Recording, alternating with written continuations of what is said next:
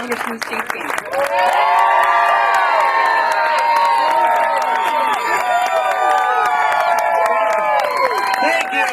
Thank you, Carol. Thanks for the introduction and pulling this together. It's a pretty neat thing to step out here and see all this red, white, and blue.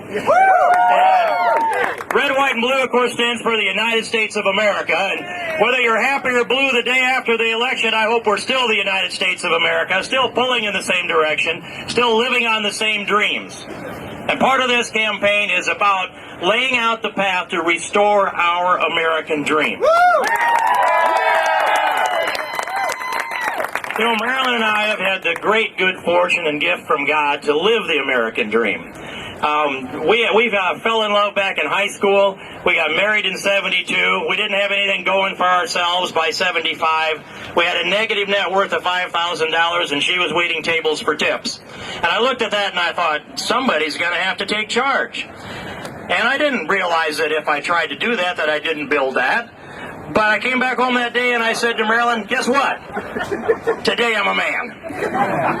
And she looked at me with that bored look of what else is new. And I said, no, I am. I have to take charge of this. Nobody's going to come and feed us. Nobody's going to take care of us. Nobody's going to offer me that magnificent job.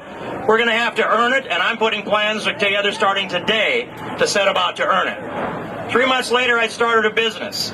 And by August of 75, I bought an old beaten-up bulldozer, and I welded on it for 2 weeks. I rolled it out to the field, and I thought, now the money's going to start rolling in, and the American dream is already here. Well, the sad part of that was that before we grossed the first $100, the engine blew up. And about a week and a half later, there was Marilyn, 4.5 months pregnant with our first child, in the rain with a 7-foot cheater pipe standing on the tracks of an old beaten-up D7 torquing the head bolts. We rolled a good woman. We rolled her back. We rolled that machine back and put it to work. And then a year or so later, we bought another machine and another one, hired a man, and I'm at payroll for 28 years.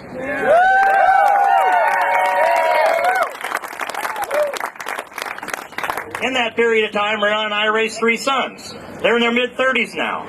We didn't raise them to go somewhere else to get an education and not look back and figure out how we were going to buy plane tickets to see our grandkids.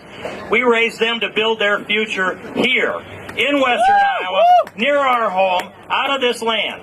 And today, Marilyn and I can go to church with our 3 sons, our 3 wonderful daughters-in-law, our 5 grandchildren, and come back out of there as we did last Sunday and come to our place, and the kids spill it on the deck, fight over the rope swing, play with the dogs, target shoot with the rifle, and have some good old, well, this was chicken grilling on last Sunday. That's as good as life gets for me. It's great.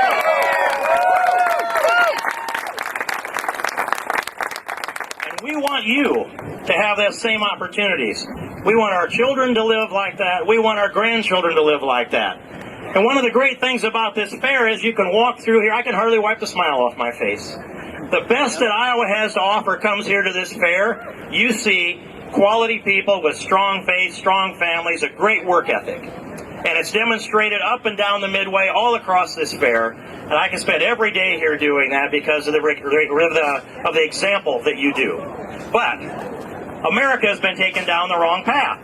Amen. Yeah. America has been taken down the path that undermines the pillars of American exceptionalism. The things that we believe in, the things that made us great, the things that our founding fathers identified and plugged most of them into the Bill of Rights and added a few more things to it like free enterprise for another one. And then the strong Judeo-Christian character and core of our faith that's held us together and made our free enterprise work and held our societies together. All of that's under assault right now.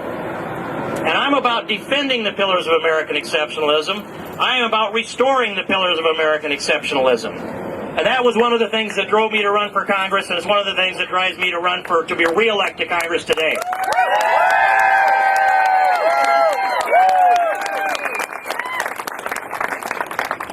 And so, what's the agenda coming into the future? How do we restore our American dream?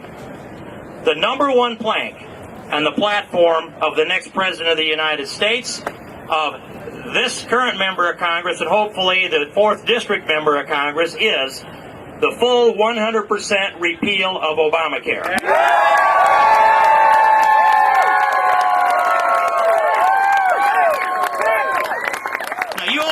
I fought Obamacare for over 2.5 years. And you know that it's unaffordable, unsustainable, it rations care, it creates lines, people die in lines waiting for health care. It happens in Canada, it happens in the United Kingdom, it happens around the world. We have a great health care system. We have a problem with our health insurance system. But going into Obamacare, we had 1,300 health insurance companies in the United States, over 100,000 possible policy varieties. That's competition. You let them buy insurance across state lines, you've got magnificent competition and personal responsibility besides. First, though, before we can replace, we must first repeal, or there's nothing to replace. And what Obamacare does in the middle of this is this. Just think about this. The most sovereign thing any of us have is our own soul. This part inside of that is our faith. It is the management of our own faith. That's sovereign. We can protect that. At least they haven't touched that. But the second most sovereign thing you have is your health, your body, your skin, and everything inside it. You can't have a government takeover of your health. You can't have the government telling you you don't get this test and you shall pay this price and we're going to give you this policy. And if you can't afford it, we're going to charge somebody else to buy you a policy that the government approves and give you the 15-member IPAB board, an independent payment advisory board that will decide if you get a hip replacement, if you get a knee, if you get an x-ray. We can't have that. The second most sovereign thing we have is our health, our skin, and everything inside it. And Obamacare is the nationalization, the government takeover of our health. We can't have it. It's got to go.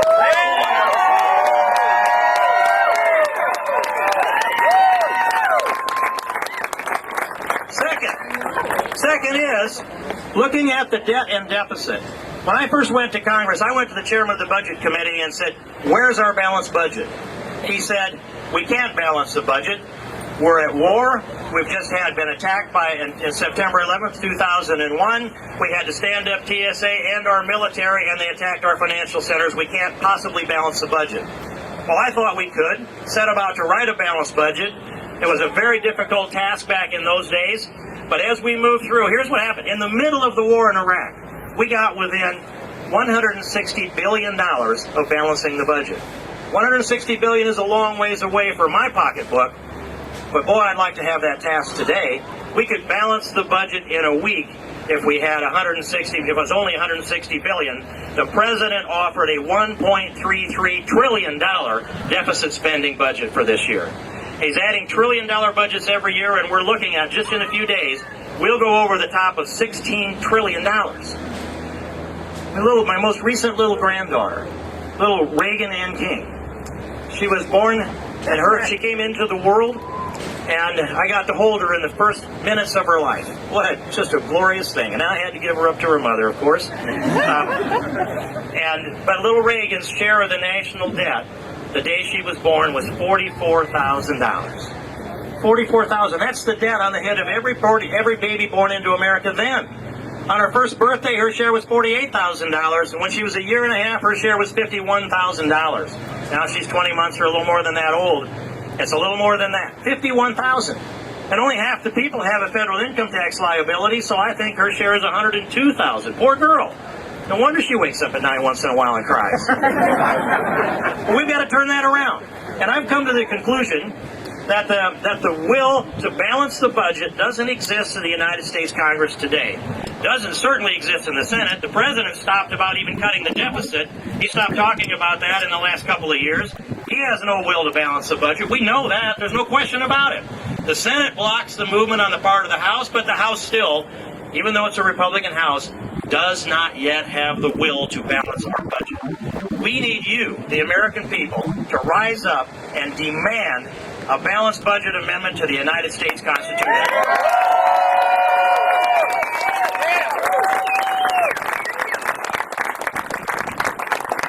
I'm asking, and I'll ask this because I know there's a media message that goes out there. I want to ask Mitt Romney, will you call for a mandate from the American people for a balanced budget amendment to the United States Constitution? Will you use the bully pulpit of the presidency to pressure Congress to pass a balanced budget amendment out of the House, out of the United States Senate, send it to the states for ratification, where I want Iowa to be the very first state to ratify a balanced budget amendment to the United States Constitution? You do that, Senator Anderson? Move that balanced budget amendment? Good. Anybody else in the legislature I missed or that's heading there? Please step up for that. I want to see Iowa step up. 38 states is what it takes to ratify a balanced budget amendment to our Constitution. Plank number 1, repeal Obamacare. Plank number 2, a balanced budget amendment to the Constitution. Third piece of this, restoring our American dream, is this. The very first bill that I introduced when I went to Congress as a freshman was a bill to create the blender's credit for biodiesel and a bill to extend the blender's credit for ethanol production, mostly from corn. That extended that foundation that encouraged capital investment. And at one time we had over it was in the billions of dollars that were invested just in my district on renewable energy. 1 year. And today, the 5th District of Iowa, the western third of Iowa, is the #1 renewable energy producing congressional district out of all 435 in America. We produce ethanol, we produce biodiesel, and we generate electricity with wind. And you add up all those BTUs, there's no congressional district out of 435 that can compete, except the other side of the election, January 3rd, this new 4th district of 39 counties that adds in the cities of Fort Dodge, Mason City, Ames, and many others over to Chickasaw County, 382 towns. And that district will be far and away the largest renewable energy producing district in America.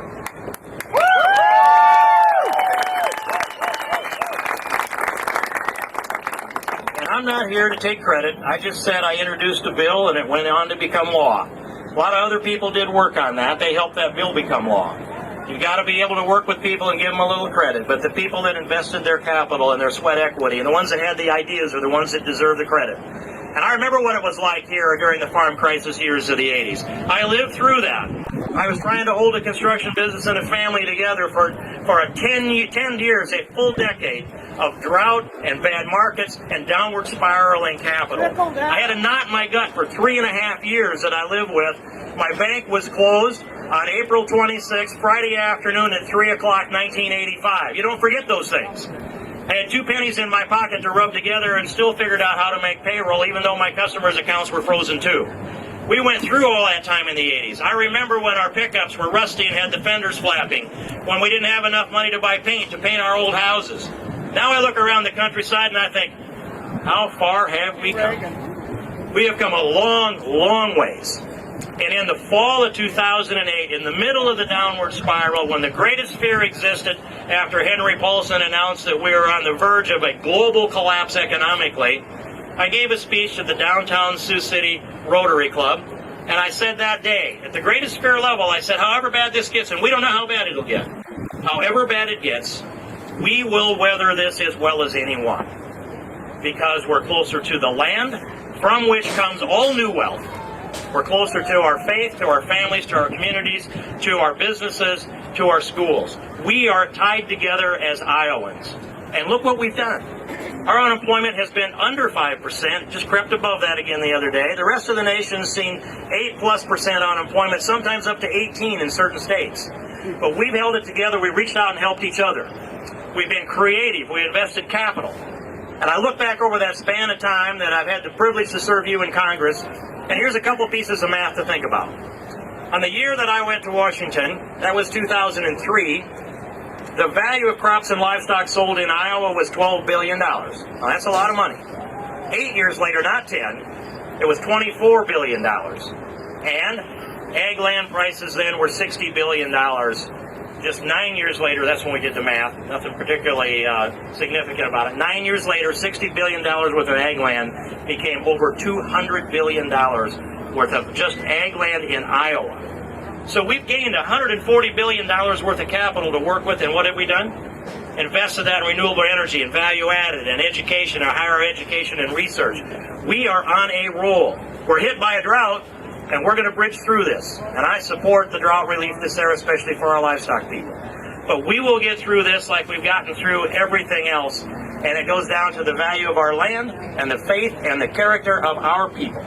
I am very optimistic about Iowa and Iowans. You lift my head and my heart to be part of this, and I will do my part. I know that in the 5th district now, the 32 counties, I've been to all 286 towns. And we've had 2 district directors over that period of time.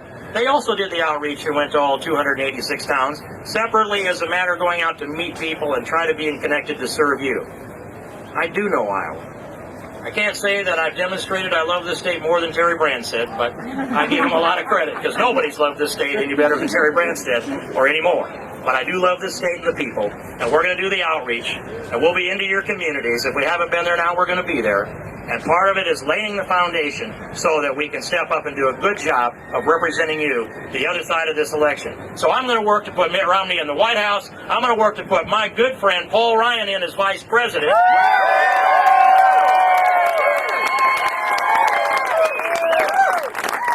And we're going to have a strong voice from Iowa right there in the West Wing and sometimes in the Oval Office of the White House. Your voice will be heard in Washington, D.C., and Iowans will lead with our values, our work ethic for the rest of the country. They come and ask me now, what do they think in the Midwest?